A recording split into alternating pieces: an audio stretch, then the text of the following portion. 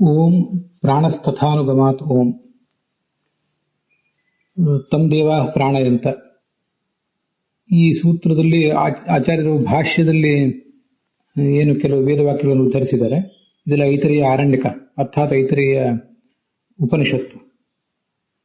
ಅದಕ್ಕೆ ಕೆಲವು ವಾಕ್ಯಗಳನ್ನು ಈಗಾಗಲೇ ನೋಡಿದ್ದೇವೆ. ಮೂಲವು ಐತರೇಯ ಉಪನಿಷತ್ತಿನಲ್ಲಿ ಆ ವಾಕ್ಯಗಳು ಎಲ್ಲಿ ಬರ್ತವೆ ಅಂತ ಯಾರಿಗಾದ್ರೂ ನೋಡ್ಬೇಕು ಅಂತಿದ್ರೆ ಐತರೇಯ ಉಪನಿಷತ್ತಿನಲ್ಲಿ ಅದು 2ನೇ ಆರಣ್ಯಕ 1ನೇ ಅಧ್ಯಾಯ 15ನೇ ಮಂತ್ರ ಇದೆಲ್ಲ ಅಲ್ಲಿದೆ.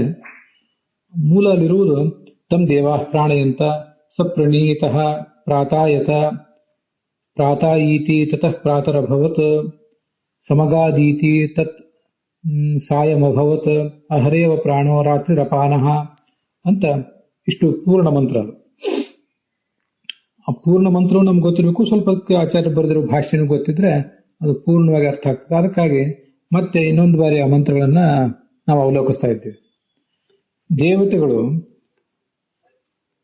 ಮುಖ್ಯ ಪ್ರಾಣನಿಂದ ಭಗವಂತನ ಮಹಿಮೆಯನ್ನ ತಿಳಿದು ಅದನ್ನ ತಮ್ಮ ಶಿಷ್ಯರಿಗೆ ಉಪದೇಶಿಸಿದರು.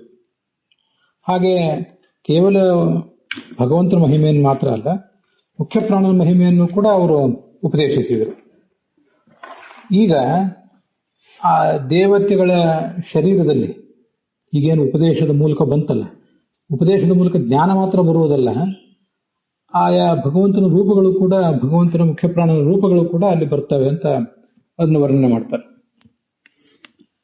ತಸ್ಮಾತ್ ಶ್ರುತ್ವಾ ಪರಂ ಬ್ರಹ್ಮ ದೇವಾಹ ನಾರಾಯಣಾಭಿಧಂ ಶಿಷ್ಯ ಪ್ರಶಿಷ್ಯಾದಿಷು ಚ ತೇನಯನ್ ವಾಯುನೋದಿತಂ. ಇದು ಭಾಷ್ಯ.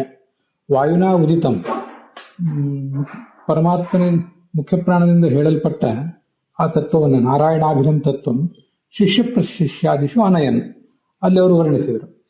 ವಾಯುಮಪಿ ಅನಯನ್ ಸರ್ವೇ ಯಶಸ ತದ್ಗುಣೋಕ್ತಿತಃ ಯೇ ಯೇ ಗುಣಾನ್ ವಿಜಾನಂತಿ ವಾಯೋಃ ತಾನಾವಿಷತ್ ಮರುತ್ ತತ್ರ ತತ್ರ ಪ್ರವಿಷ್ಟತ್ವ ಪ್ರತತೋಸೋ ಬಹೂವಃ.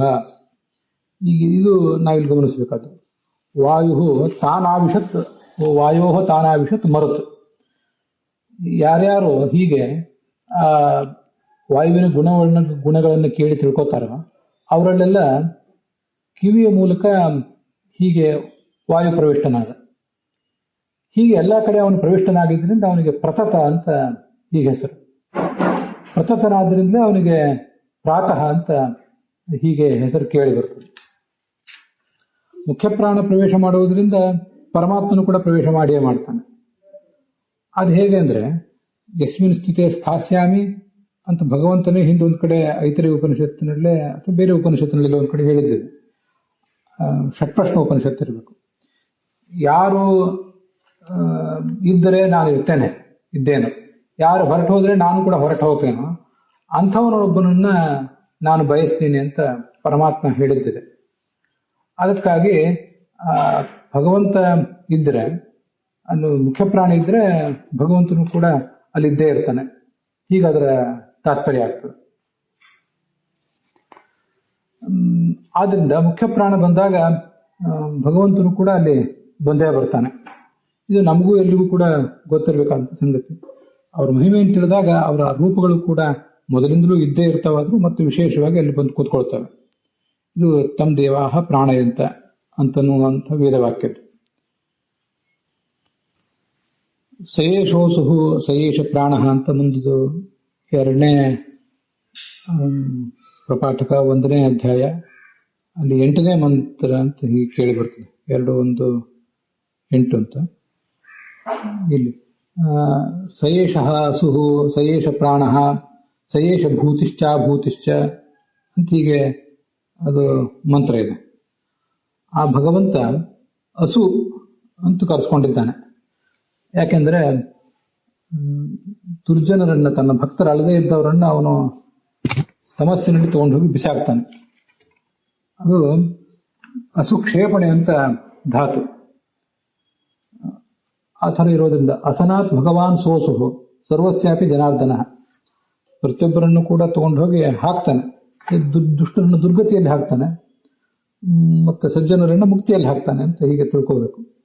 ಮತ್ತೆ ಪ್ರಕೃಷ್ಟ ಆನಂದ ರೂಪತ್ವ ಪ್ರಾಣ ಇತ್ಯ ವಿಧೇಯತೆ. ಸಯೇಶೋಸುಹು ಶಯೇಶ ಪ್ರಾಣ ಅಂತ ಬಂದ್ರೆ ನ ಅಂದ್ರೆ ನಶ್ಚ ನಿರ್ವೃತ್ತಿ ವಾಚಕ, ಅದು ಆನಂದವನ್ನು ತಿಳಿಸ್ತದೆ. ಆದ್ರಿಂದ ಅವನು ಪ್ರಕೃಷ್ಟ ಆನಂದ ರೂಪನಾದ್ರಿಂದ ಪ್ರಾಣ ಅಂತ ಹೀಗೆ ಅವನು ಕರೀತಾರೆ. ಅವನನ್ನೇ ಭೂತಿ ಅಂತನೂ ಹೇಳ್ತಾರೆ, ಅಭೂತಿ ಅಂತನೂ ಹೇಳ್ತಾರೆ. ಸಯೇಷ ಭೂತಿ ನಾಮಾಪಿ ಜ್ಞಾನೈಶ್ವರ್ಯಾದಿ ಭೂತಿತಃ ಜ್ಞಾನ ಐಶ್ವರ್ಯ ಮೊದಲಾದ ಐಶ್ವರ್ಯಗಳನ್ನ ಸಂಪತ್ತನ್ನು ನಮಗೆ ಕೊಡುವುದರಿಂದ ಆತ ಭೂತಿ. ಅಭೂತಿಯೂ ಹೌದು, ಯಾಕೆಂದ್ರೆ ಅಜ್ಞಾನಾದಿ ಪದಾರ್ಥತ್ವ, ಅಜ್ಞಾನವನ್ನು ನಮಗೆ ಕೊಟ್ಟವನು ಅವನೇ, ಅದರಿಂದ ಅವನನ್ನು ಅಭೂತಿ ಅಂತನೂ ಅಂತಾರೆ. ಇದು ಸಯೇಷ ಅಸುಹು ಸಯೇಷ ಪ್ರಾಣ ಸಯೇಷ ಭೂತಿಶ್ಚ ಅವನನ್ನ ದೇವತೆಗಳು ಭೂತಿ ಅಂತ ಉಪಾಸಿಸಿದ್ರು, ಅವರು ಸದ್ಗತಿ ಪಡೆದ್ರು. ಅಭೂತಿ ಅಂತ ಯಾರು ಉಪಾಸನೆ ಮಾಡ್ತಾರೋ ಅವರು ನಷ್ಟರಾಗ್ತಾರೆ ಅಂತ ಹೀಗೆ ಬಂದಿದೆ. ತಸ್ಮಾದ್ದಾಪ್ಯೇತರ್ಹಿ ಸುಪ್ತೋ ಭೂರ್ಭೂರಿತ್ಯವ ಪ್ರಶ್ವಸಿತಿ. ಇವತ್ತಿಗೂ ಕೂಡ ಮಲ್ಕೊಂಡವನು ಭೂಹು ಅಂತ ಶ್ವಾಸೋಚ್ಛ್ವಾಸ ಮಾಡ್ತಾನೆ. ಹೀಗೆ ಆ ಜೀವ ಏನು ಭೂಹು ಅಂತ ಒಂದು ಗೊರಕೆ ಶಬ್ದ ಮಾಡ್ತಿರ್ತಾನೆ, ಅದು ಭಗವಂತನ ಭೂಹು ಅಂತ ಜ್ಞಾನಾನಂದಾದಿ ರೂಪ ಭಗವಂತ ಅನ್ನುವ ಒಂದು ಉಪಾಸನೆ. ಅದು ಇವನಿಗೆ ಗೊತ್ತಿಲ್ಲದೆ ಇರಬಹುದು, ಆದ್ರೆ ಒಳಗಿರುವಂತಹ ಮುಖ್ಯ ಪ್ರಾಣ ಆ ಥರ ಮಾಡ್ತಾನೆ.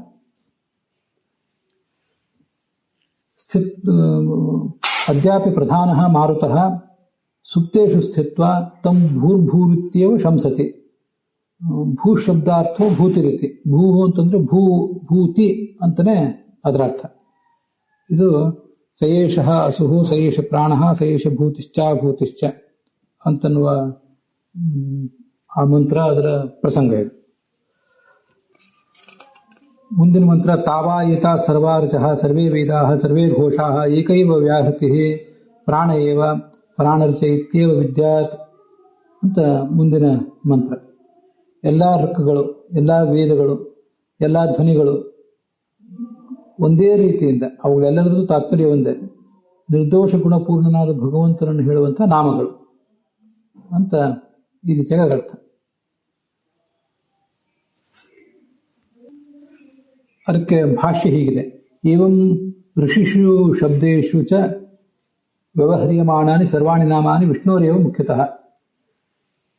ಋಷಿ ಪರವಾಗಿಯೂ ಯಾವುದ್ಯಾವ್ದು ಬೇರೆ ಬೇರೆ ಯಾರನ್ನೋ ಹೇಳುವಂಥದ್ದು, ಯಾವುದೋ ಸೂಕ್ತವನ್ನು ಹೇಳುವಂತಹ ಹೆಸರುಗಳು, ಇವೆಲ್ಲವೂ ಕೂಡ ಭಗವಂತನ ನಾಮಗಳೇ. ಹೀಗಿರುವಾಗ ಎಲ್ಲ ದೇವತೆಗಳ ನಾಮಗಳು ಕೂಡ ಭಗವಂತನ ನಾಮ ಅಂತ ನಾವು ಪ್ರತ್ಯೇಕವಾಗಿ ಹೇಳಬೇಕಾಗಿಲ್ಲ. ಅವನೇ ಇಂದ್ರ ಮಿತ್ರ ಅಗ್ನಿ ಇತ್ಯಾದಿ ಶಬ್ದದಿಂದ ಕರ್ಕೊಂಡಿದ್ದಾನೆ. ಇಂದ್ರಂ ಮಿತ್ರಂ ವರುಣಮಗ್ನಿಮಾಹು ಅಥೋ ದಿವ್ಯ ಸುಪರ್ಣೋ ಗರುತ್ಮಾನ್ ನಾಮಾನಿ ಸರ್ವಾಣಿ ಯಮಾವಿಶಂತಿ. ಕಿಮು ವೇದಗಳು ಮಾತ್ರ ಅಲ್ಲ, ಸಮುದ್ರ ಮೇಘ ವೃಕ್ಷಪತನ ಭೇರಿತಾಡನಾದಿ ಸರ್ವಘೋಷಾಃ ಅಪಿ ತಸ್ಯೇವ ನಾಮಾನಿ.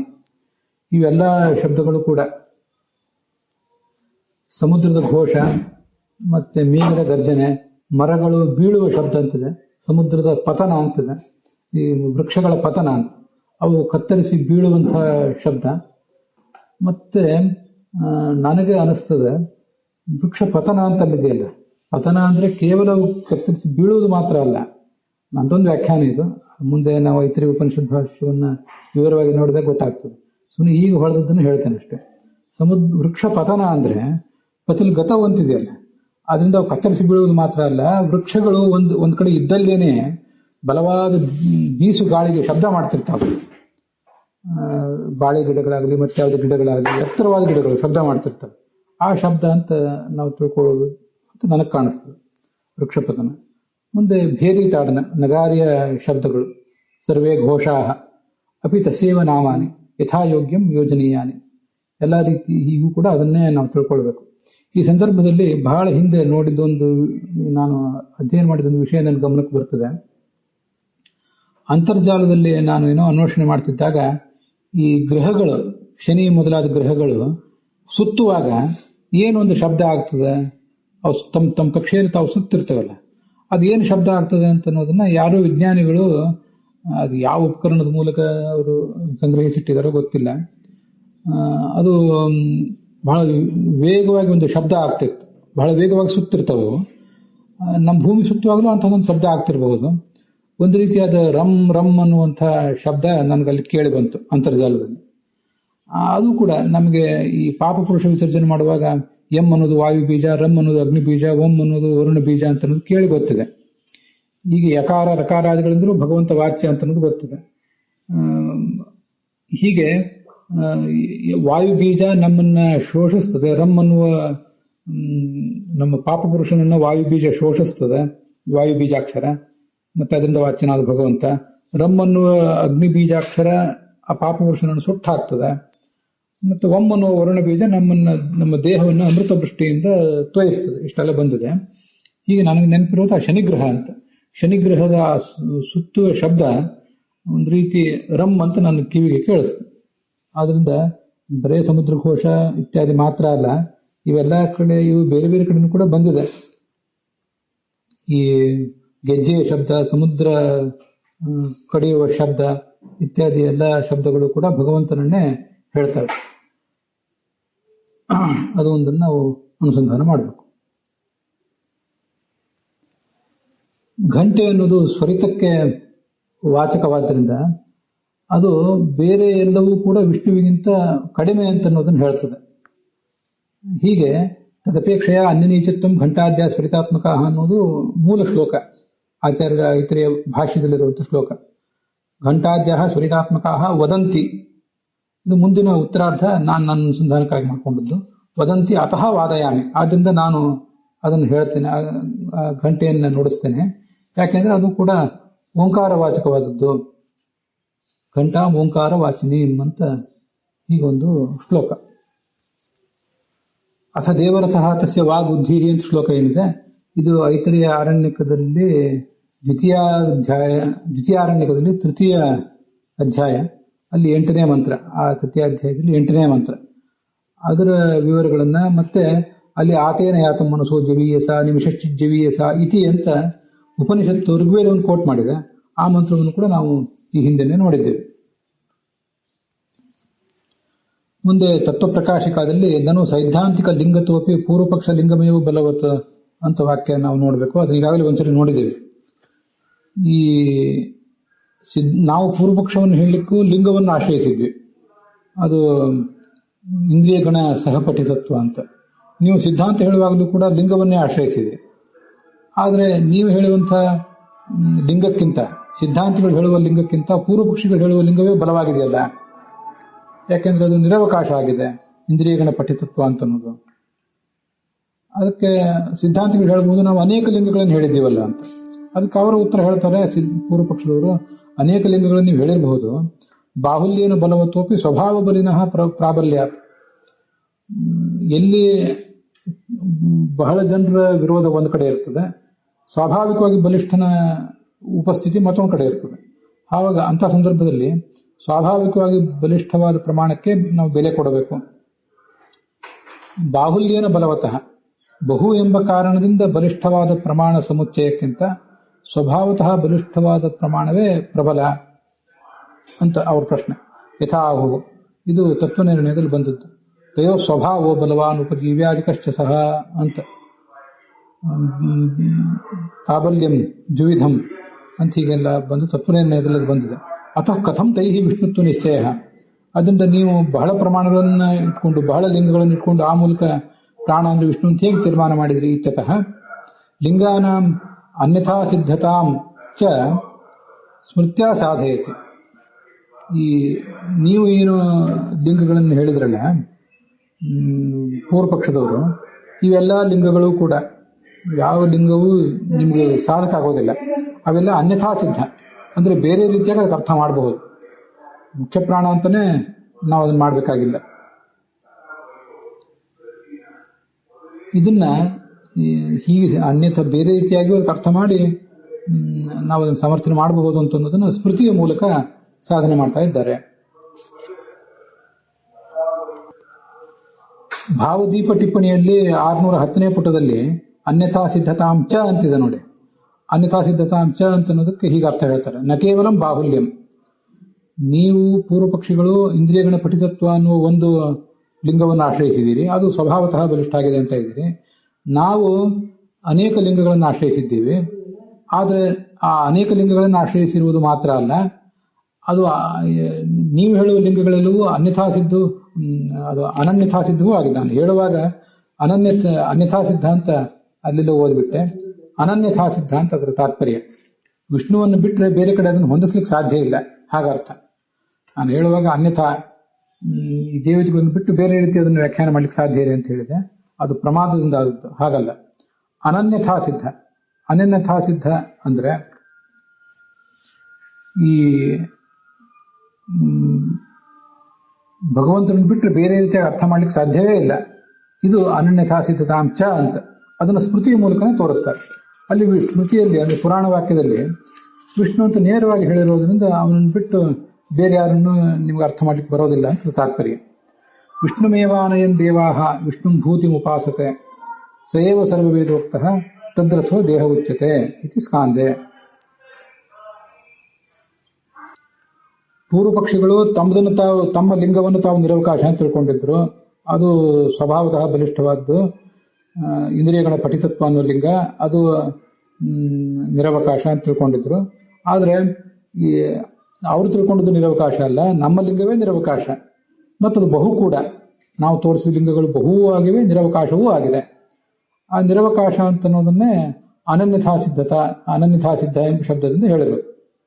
ಸಾವಕಾಶ ಅಂದ್ರೆ ಅನ್ಯಥಾ ಸಿದ್ಧ, ಅದಕ್ಕೆ ಅವಕಾಶ ಕೊಡದೆ ಹೋದ್ರೂ ನಡೀತದೆ ಅಂತ ಅನ್ನೋದು ಸಾವಕಾಶ. ಅನ್ಯಥಾ ಅಂದ್ರೆ ಅವಕಾಶ ಕೊಡದೆ ಹೋದ್ರೂ ಕೂಡ ನಡೀತದೆ.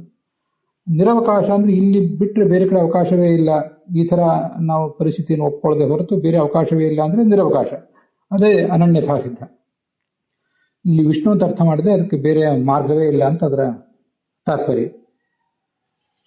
ಅದನ್ನ ಆ ಶ್ಲೋಕದಿಂದ ಹೇಳ್ತಾರೆ ವಿಷ್ಣು ರೀತಿ. ಏಕಪ್ರಕಾರೇಣ ಪ್ರಬಲಾತ್ ಪ್ರಕಾರದ್ವಯೇನಾಪಿ ಪ್ರಬಲಸ್ಯ ಆಧಿಕ್ಯೇನ ನಿರ್ಣಯೋಪಪತ್ತಿ ಇತಿ ಭಾವ. ಒಂದೇ ರೀತಿಯಿಂದ ಪ್ರಬಲವಾದದ್ದು ಒಂದು ಕಡೆ ಇದೆ, ಇನ್ನೊಂದು ಕಡೆ ಎರಡು ರೀತಿಯಿಂದ ಪ್ರಬಲವಾದ ಪ್ರಮಾಣ ಸಮುಚ್ಚಯ ಇದೆ. ಹಾಗಿರುವಾಗ ಎರಡನೇದಕ್ಕೆ ಬೆಲೆ ಕೊಡಬೇಕಾಗ್ತದೆ. ಈಗ ನೀವು ಸ್ವಭಾವತಃ ಬಲಿಷ್ಠ ಅಂತ ಹೇಳಿ ಒಂದು ಪ್ರಮಾಣ ತೋರಿಸಿದ್ರಿ, ಅದು ಇಂದ್ರಿಯಗಳ ಪಠಿತತ್ವ ಅಂತ. ಅದು ಬಿಟ್ಟರೆ ನಿಮ್ಗೆ ಬೇರೆ ಮಾರ್ಗ ಇಲ್ಲ. ಅದನ್ನ ಹೇಳುವುದಕ್ಕಿಂತ ಏಕಪ್ರಕಾರೇಣ ಪ್ರಬಲ ನಿಮ್ಮ ಸಮುದಾಯ, ನಿಮ್ಮ ಪ್ರಮಾಣ. ಆದರೆ ಪ್ರಕಾರದ್ವಯೇನಾಪಿ ಎರಡೂ ರೀತಿಯಿಂದ ಪ್ರಬಲ ನಾವು ತೋರಿಸಿದ ಪ್ರಮಾಣಗಳು. ಒಂದು ಬಹು ಆದ್ದರಿಂದ, ಇನ್ನೊಂದು ನಿರವಕಾಶ ಆದ್ದರಿಂದ, ಪುರಾಣದ ಆಧಾರ ಅದಕ್ಕಿರೋದ್ರಿಂದ. ಆದ್ದರಿಂದ ಪ್ರಬಲಸ್ಯ ಆಧಿಕ್ಯೇನ, ಹೀಗೆ ನಮ್ಮ ಪ್ರಮಾಣಗಳಿಗೆ ಅನುಸಾರವಾಗಿ ಅದನ್ನು ತೀರ್ಮಾನಿಸಬೇಕು ಅಂತ ಅರ್ಥ. ಅದೇ ವಿಷ್ಣುಮಿಮಾನಯನ್ ದೇವಾಹ, ಎಲ್ಲ ದೇವತೆಗಳು ಕೂಡ ವಿಷ್ಣುವನ್ನೇ ಪ್ರಶಿಷ್ಯರ ಬಳಿಗೆ ಕರ್ಕೊಂಡು ಹೋದ್ರು, ತಂದು ತೋರಿಸಿದ್ರು, ಉಪದೇಶಿಸಿದ್ರು. ಅವನನ್ನೇ ಭೂತಿ ಅಂತ ಉಪಾಸನೆ ಮಾಡಿದ್ರು. ಅವನೇ ಸರ್ವವೇದೋಕ್ತ, ಅವನ ರಥವೇ ಈ ದೇಹ ಅಂತ ಹೀಗೆ ಐತರೇಯದ ಮಾತನ್ನ ಸ್ಕಾಂದ ಪುರಾಣ ವಿವರಿಸಿದೆ. ಇದೇ ನಮಗೆ ಸಹಾಯಕ ಅಂತ ತಾತ್ಪರ್ಯ. ಅಲ್ಲಿಗೆ ಈ ಭಾಗ ಸಮಾಪ್ತ ಆಗಿದೆ.